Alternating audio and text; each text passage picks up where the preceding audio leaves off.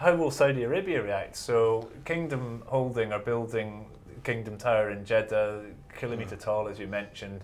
Won't they just add an extra 100 metres onto that? Well, you asked me how would they react. I think the answer so far has been slowly. I think progress on the job's behind programme. I think the complexity there is obviously there's engineering challenges and things with anything built that tall. I think that one of the issues there is, as we've talked about many a time before and has been reported very widely, is Saudi bin Laden has a problem in Saudi Arabia. It's not able to deliver. Saudi bin Laden's also the shareholder within the sort of investment consortium that's developing the tower. So I think there's an issue there that means that progress on that job's going to be quite slow. So there's technical challenges with the size and also just the commercial environment in Saudi.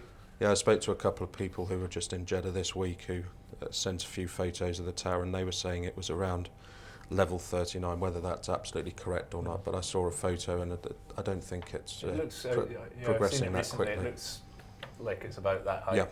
Yeah. Do you think there's any danger that Dubai will finish its tall tower before the Jeddah tower is completed? Yeah, I think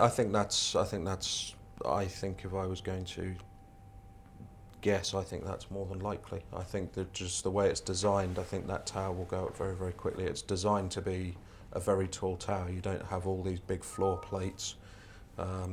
It should move up very quickly, and there's an immovable deadline.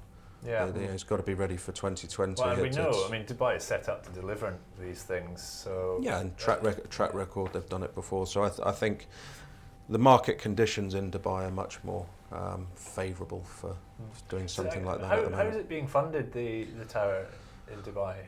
Well, it's got no usable space, so it doesn't fund itself. I mean, a lot of towers normally would go through a model where you'd get an injection of capital by selling some apartments and things like that, so that's not an option.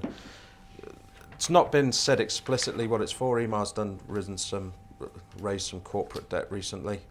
That could be used, but I mean, they're going to have to pay for it themselves, so I think they're probably just taking it on as some sort of corporate debt and pay for it themselves, and then in the long term, recoup that investment with what goes on with the rest of the development. And presumably for construction companies and consultants and developers, there's now a whole new hub for real estate development, and other towers.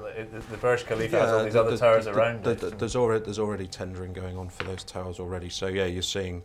So we could see money starting. There's also a big retail district as well, which will be a very sizable piece of investment as well. So in terms of work for contractors, at the moment you've got a contractor on site for a few towers that have been going for quite a while now. You've got infrastructure work going on the site, and you've got substructure work going on for the tall tower, and then there's other towers that are being tendered, so there'll be work there.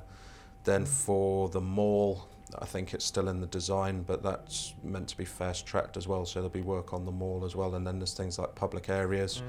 Infrastructure is another thing that will come in.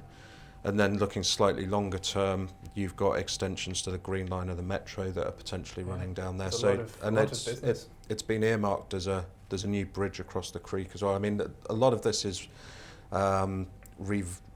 reinvigorating the plans that were there for the lagoons development that got abandoned in 2009. So in the end, it will be a full development across, full mixed-use development. I think it's 6 square kilometres, and of course you're going to need a lot of infrastructure for that.